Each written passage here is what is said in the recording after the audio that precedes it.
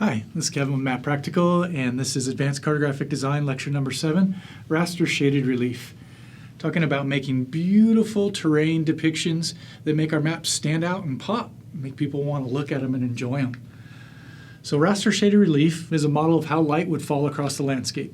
So it shows the nuances of the terrain, the ups and downs, the ridges, the valleys. Right? It was always hand-painted in the past, but now it's created digitally, sometimes without the effect that we want. It's comprised of 2 layers at least. Okay, there's a hillshade, which is usually a grayscale model of how the light falls across the landscape, and that's made from the original DEM, and then a color ramp that might be added over the top, what we call hypsometric tint. All right, and that is usually the original DEM with the color ramp and then some transparency. Those together become shaded relief. The light source is traditionally in the upper left-hand corner of your map, and it's at an azimuth of about 315 degrees and about 45 degrees altitude of the sun in the sky from 0 to 90. That is the traditional. That's usually where we start. Some landscapes might be better represented if we change that slightly. But in the beginning, we go with the defaults. And it just depends on what we're trying to do. If you're trying to get your light into the bottom of the Grand Canyon, you most likely will have to change these default settings. If you're just going for a standard hillshade, hypsometric tint, shaded relief, then you might be able to go with the defaults. All right. The master relief artist, that's where it all comes from. So it's always worth to look back at the masters in order so that we can learn and hopefully try to replicate what they did in a digital workflow. So let's see what we can do. The master, Edward Impov, right? The proper rendering of terrain is one of the primary tasks in cartography. He said it all. He literally wrote the book, The Representation of Relief. It's a large volume that's very dense and very academic. He was a Swiss cartographer, and he's known for his famous paintings of the Swiss Alps that back a lot of the Swiss Topo map series. Edward Impov always had very fine relief with subtle colors, and he really went into trying to represent shadows in something other than just pure gray. Of course, he started out by hand drawing. He took an expedition to Minicoa in China, drew the mountain in pencil and in ink, and so these oblique drawings fed into and informed his relief drawings. Did a lot of work in the Swiss Alps, like the Santis, always locating your light source, right, and your shadows, and knowing how the light would fall across the landscape. And then these, nice panoramics from the tops of mountains. He was an avid mountaineer. He would climb to the top and break out his drawing pad and just sketch. Beautiful works of art. This led to him also making relief models. And you can learn a lot about terrain by trying to model it to scale. So some of his relief models are so good that we can actually use them for science today, including this model here, the Schlitterhorn, right? So you've got this beautiful glacier coming down and then a modern picture, and they're actually using the model to help us inform how much the glacier has receded over the last 100 years or so. Extremely detailed work. He went into a treatise on how to make these models, how you could create a base for them, carve out a rough render in clay, pour some plaster over it, turn it over, and then carve the rest out, and then make another form from that. And then, of course, hand either paint or airbrush over the top of it to give its realistic look. And then he got into, of course, his shaded relief drawings. Some of his early work was very patchy along these lines here, but slowly he developed techniques that gave it a much better, more natural look. Right? And you can see kind of a development over time of starting out with a very kind of abstract relief, getting better and better until he had very fine relief that was showing every nook and cranny at certain scales inside the Swiss Alps. His master relief pieces ended up backing large topographic sets produced by the Swiss government. And he spent a lot of time trying to get hinting and highlighting in a more realistic and colorful way. So he did deep study and went into how you could get greens and grays and purples and blues to help bring out the relief in your maps. All right, and so here is a plate of his Central Alps of Switzerland that ended up in the topo set, and you can see it's more of a morning light with some yellows and oranges, right? But then with the cold blue and the fog sitting down in the valleys of the Jura and places like that. Really, really beautiful work. It all came from stereo pairs. So you would start out with stereo photographs, produce contour lines from that, and then think about how you would actually add the shaded relief to the contour lines to make the landscape pop up out of the page. And then he also worked with adding different color schemes. So instead of just going with a straight gray, grayscale shaded relief and then putting hypsometric tint over it, what about if you used colors of blues with highlights of yellows for the tops, and you could end up with a much more realistic look at the end. And we try to do that now in our digital workflows. He also did thematic maps of Switzerland that were very detailed, incredibly beautiful, like this one showing population centers, right, with Lucerne and then Zurich there, and the population based on whether it's rural or whether it's urban, with different symbology. And of course, for most master relief artists, the penultimate is to do a map of Mount Everest, the highest mountain in the world. So he did an incredible map in '62 of the entire Everest region, all hand-drawn with every single piece of glacial erratic hand-placed on the tops of the glaciers. So all the little dots coming down the glaciers, all right? So this is a beautiful set with Lupsi in there and Nupsi, and then Everest over on the right. And then down here below, that's Imjaste, so that's Island Peak. And I climbed that peak in 2006. It was incredible to get on the top of a mountain that's almost as high as Denali, but still have Lhotse hanging over your head like a giant tsunami about to crash. Totally different game there. Moving on to more modern hand relief artist, Tibor Toth. Tibor Toth was the hand relief artist for the National Geographic for almost 30 years. He painted relief through all the different styles, from pencil to pen, to eventually hand painted with airbrushes, and then made the move to digital workflow inside of Photoshop using simulated airbrushes inside of Photoshop. He's really famous for his relief of the Grand Canyon. It's certainly another test piece for relief artists. Incredible work. I believe I have a zoom of it, yes. Trying to reproduce this in the modern workflow and get some of that texture has been a goal for a long time. And as we'll see later, some of the master modern relief artists like Tom Patterson have really made some headway in getting there, some really nice techniques. But Tibor Toth had excellent work all coming from his hands. His relief work for the seafloor was featured in a number of articles and maps in the National Geographic, and really, for the first time, gave the world the ability to explore what the bathymetry on the bottom of the ocean would look like. And a lot of this data was just coming in the form of spreadsheets, which then he would translate into a beautiful map. So his work around Iceland is just fantastic if you look at it here, right? So taking those same concepts and ideas and techniques from painting relief in the mountains and putting it in the blue palette at the sea floor. And of course, the masters always move to do Mount Everest. So his Mount Everest map is still a classic 1988. I have one of these up on my wall. When you zoom into it, you see that he really got the hand-painted relief and all of the little rock outcrops and so forth just right. Just a fantastic map.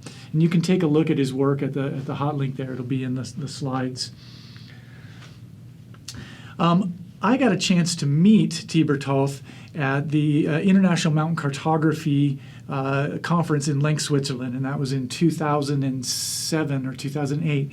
And Tibor Toth did a presentation where he showed his workflow over the years, and then finally turned off the PowerPoint, went to his Wacom tablet, and had Photoshop up, and just drew a set of ridges and then a set of blue lines that were the rivers running in the valley. They just like squigglies coming together in little peaks, and then got the airbrush out and started working in the shaded relief, and the whole image just popped up out of the map.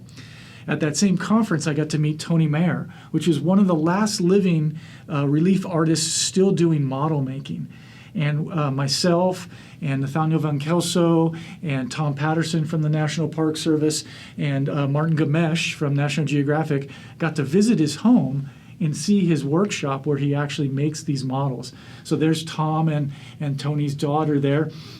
It was a really, really cool day. First, of course, we had to have coffee with beautiful cakes, and then he played us a piano concert upstairs, and then we went down into the basement to see his workshop. And he showed us some of his old work, too, and how he kind of progressed over the years, and how he would make these little models. He was making a lot of models for Swiss chocolate, which is really fascinating. So he would take the topo, cut it all out, and then go ahead and just hand carve it into clay, and then make a reverse mold of it, right? And then fix it up even more, pour plaster, get a plaster out of that, and then go ahead and paint it, and then maybe even add texture with little bushes and stuff that were like granules of green sand to represent the forests. Really fascinating, right? And there he is breaking a mold and showing us how he would pull it off. Some of his stuff was incredible. He would take flights around the mountains in an aircraft, taking pictures, right? Also look at topographic maps and satellite images and aerial photos. And then he would scale it all out so he knew exactly where the different ridges and where different features on the landscape would be, in this case, the Eiger Nordwand, right? This is a macro shot I took of one of his models, and if it wasn't for the wall in the background, it'd be hard to tell that it wasn't the real thing. Just incredible work. Here's his model of the Matterhorn. It's one of the most perfect renditions of the Matterhorn that I've ever seen. This one is actually in the Alpine Museum of Switzerland in Bern. His workshop was a mess, like most masters' workshops, but you really got to see the fine details of how he put it all together. Right? And here's another one of my macro shots of his mountain ranges. This is the Santis, part of the Alps in Switzerland. Really fantastic stuff. All right? The glaciers are rendered in their actual location when he took the photographs, and because he dates all of his models, they can actually use this to measure where the glaciers were compared to modern satellite imagery and aerial photos. And then there we are in the bottom, and I actually still have my little piece of chocolate, and it was the plaster mold, and this is the area that I was living in Switzerland at the time, and that's me and Martin Gamesh of the National Geographic, very happy with our little gifts that Tony Meyer gave us. So a local confectionery basically contracted him to create a little relief model of the Zürcher See and the area around Zug where the chocolate factory was, and then they released this as like a 100-year anniversary of that chocolate factory. Chocolate blocks that were shaped like the terrain in the area that the factory was in. So just a once-in-a-lifetime opportunity for me. So moving on to Buran. Now, Buran is a master relief artist that you've probably seen his work. He's also done a lot of work for National Geographic. He took the torch kind of and went into doing even more relief for the bathymetry in the bottom of the oceans. Fantastic pieces of art that just show, the plate boundaries and the trenches and so forth in the middle of the Atlantic. But he's really famous for his obliques. So Buran was commissioned by the National Park Service to do these incredible obliques that he would pull off from aerial photos and other topo maps, and they would show entire national parks in one image, kind of like this one. So this is Yellowstone National Park, including the lake, and then including the Tetons in the background. When you look at it, it's amazing that it all fits, right? Here's his version of Yosemite. So these maps were produced by the National Park Service, and they ended up on kiosks for sale. They were part of official park documentation for years and years. And Buran really had an eye for these things. He could pull them off out of his head with very little to model it after. And then here's his work for Denali National Park with the glaciers. And this fits right into the lab we're going to start this week, where we try to recreate the National Park Service map of Denali. A great link where you can go look at his work. He also did abstract paintings. He did ski resort maps, a really huge body of work over the course of his life. And he always signs it with that classic, there it is right there, Buran, right? And you can see it. It's like his own custom font, which is his last name. And then move into the modern masters. Tom Patterson. Tom Patterson is a friend of mine. He's the nicest guy you'll ever meet in your life. He's now the president of the NACIS organization, North American Cartographic Information Society. You can meet him at the conference. The great thing about Tom is he puts it all out there for everybody. He shares all of his techniques, and he's really interested in what young cartographers are doing and how they're learning. He worked as the head of the National Park Service Cartography Bureau for years and years and years, and then only recently retired, but I've heard that he's still active and helping train up-and-coming cartographers in the office. His work in the Grand Canyon and the Canyonlands has really been featured, quite a bit with the National Park Service and National Geographic.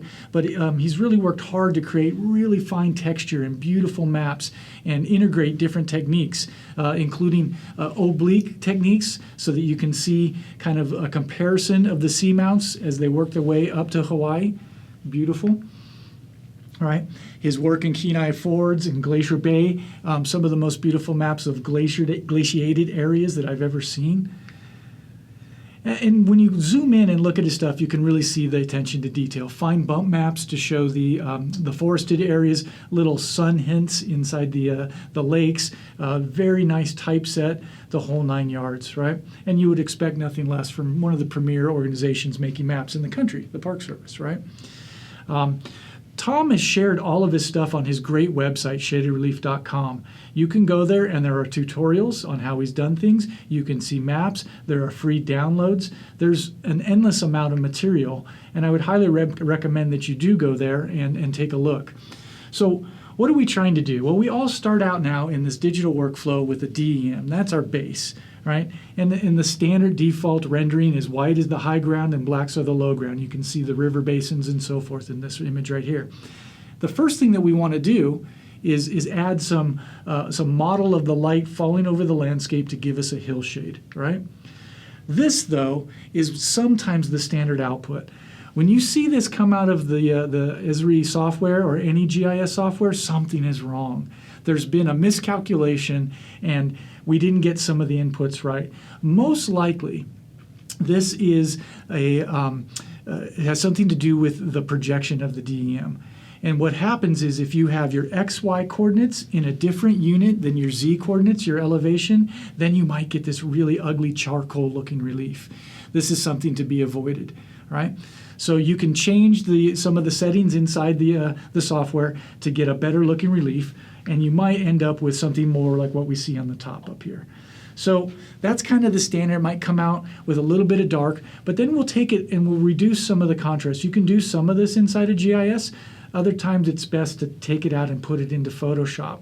What we're trying to avoid is in the darkest valleys, it going to absolute black. Because in that black area, we're losing some of our detail, right? We're losing the little intricacies of the smaller valleys. At the same thing, on the other side of the spectrum, is we want to avoid things that are completely whited out. Because at the very top end of the spectrum, if the highlights are all the way white, we're also losing detail. So it's this fine compromise in between.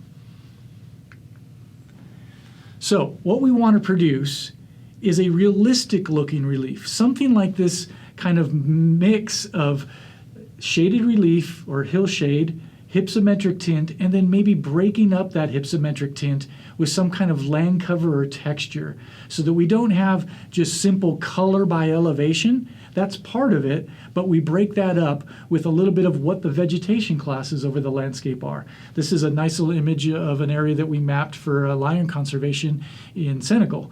And you can really see that you do have some colors that represent the elevation as it gets lighter as we go to the top, but then some of the darker greens are just representing the vegetation down in the river valleys. We want to avoid this, just straight color ramps that go from one color up to another color at the highlands. That's the stock output. We can do better, right? This is what we're trying to get after and do better.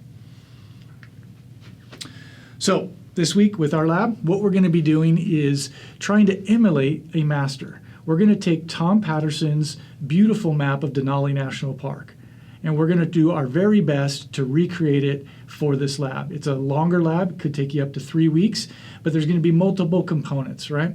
There's going to be the GIS component, where we work through a bunch of models to produce our raster relief, and I'm going to go over that in lab. And then there's going to be the vector component, where we do all of our dissolves and our labeling and get all of our vector layers ready to go. And then we're going to do separate exports for raster and for vector. The rasters will then be funneled into Photoshop, where we can do some really beautiful blending, make those glaciers pop, try and get the green colors from the vegetation layers that we have off of the glaciers. And then we will have all the vectors go into Illustrator, where we can style the line work, the polygons, and do expert labeling. We will put the raster underneath, though, as the base inside of Illustrator. And that allows us to have our beautiful relief with all of our fine vector work over the top of it. We will actually be linking that, placing that Photoshop image into the Illustrator document. That helps us in a number of ways. One, if there's a mistake or we don't like the colors, we can just go back to the Photoshop document, open it up, make edits, save it, and then the next time we open Illustrator, it'll just ask us, there's been a change to one of your placed documents. Would you like to update? Yes, I would. And whoop, it fixes it right there. There's no need to replace it again. It's automatically done. It also allows us to play with our relief in ways that would be harder to do if it was just a single image, just one TIFF. So we will look at a number of different ways to do it. There'll be the easy, fast way, just making it inside of ArcGIS, which you can do, and it looks all right. But we can get so much better if we take the time to separate those layers out and then bring them into Photoshop and use the power of the Adobe software. So here's some of Tom's relief for this area. I think it's a little bit oversaturated, but who am I to critique it, right? But it looks really nice. He's able to really pop the highest mountain range in North America, right? But for us inside of ArcGIS, this is pretty close to one of the best we could get. I've found ways to tweak this a little bit and get it a little better, but this is something that I've put together that's a hypsometric tinted land cover texture shaded relief. That's a mouthful, right? Some of the problems I have with it is the green that shows up on the glaciers, right? I would rather not be able to see that. And there are ways now that I've invented to get it off of the glaciers inside of just Arc, but you end up with multiple layers. You've got your hill shade, you've got a hypsometric tint, you've got a rock layer that represents all the moraines, you've got a glacier layer, you've got a land cover layer that represents some of the textures that you see down in the lowlands. And all those are just put together with simple transparencies inside of ArcGIS. And then you export out one TIFF, which is your shaded relief. And it looks pretty good. You can make it look, totally passable. But if you want to take it to the next level, what you're going to have to do is export each one of those layers with no transparency whatsoever, bring them into Photoshop as a big stack where everything lines up. I'll show you how to do that this week. And then play with the blending modes inside of Photoshop that are going to let you get a look which makes the whole thing pop a lot better. So here it is out of Photoshop where you can see the glaciers look a little bit better. I think there's still too much green in them. I think I can do better nowadays. But man, look at the texture and so forth up here in the lowlands and along the edges of the glacier, right? And the edges of the park. So this is the kind of relief that we're hoping to get to. One thing you'll learn doing high-end cartography is you're never done. You can always go back. I might go back a year later and see my relief and go, I learned a few things this year that I want to try on that. And if you have it in a Photoshop document, you can open that thing from a year ago and start working with some different techniques, and then you can put it right back into your final map in Illustrator, and it will update the relief for you. So you got version 200, right? A map is never done. So that's all I have for you today. It's just a quick, short, and sweet one. I hope you enjoyed this. If you did, give it a like. Go ahead and subscribe to the channel, and I'll see you this week in lab. Thanks much.